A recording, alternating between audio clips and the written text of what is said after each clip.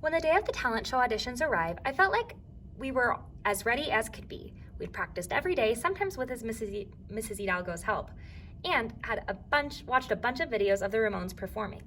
I worked on my singing in the shower until Mom said she didn't know what she was going to do if she heard that song one more time. We knew we wouldn't sound perfect, but we'd have time to really work on the song after we got into the talent show. Despite all our work, everything seemed to go wrong on that Thursday afternoon as we stood in front of Principal Rivera, Mr. Jackson, and Mrs. Larson, the music teacher. When we were setting up, Joe realized he'd left the cord to his guitar in his locker and had to run back to find it, which cut into the time we'd been given. Ellie counted us down, but all three of them managed to start playing their instruments at different times, so we had to start over. Worst of all, when it was time for me to sing, I opened my mouth, but nothing came out. My tongue felt like it had been glued to the roof of my mouth, and as much as I tried, it wouldn't unstick. When it finally did, I sounded like I was croaking out the lyrics. At least the ones I could remember. But croaking seemed to work great with the grating, mismatched sounds that came from the instruments behind me.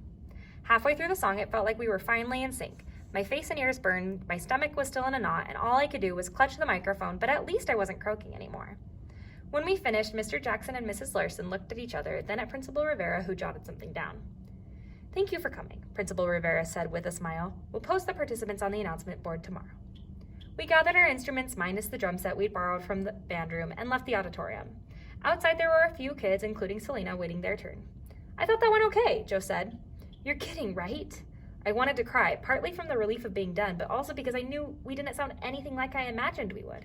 "Besides," Joe said, "the auditions are just a formality. Everyone gets into the talent show." "What's the point of auditioning then?" Benny asked. "They just make you audition to, pre-screen you," Joe said, "to check that what you do is, appropriate." I felt a little better after hearing that, but before I went to sleep that night, I made sure my worry dolls were under my pillow. We just needed more time, and we'd be ready to rock the talent show.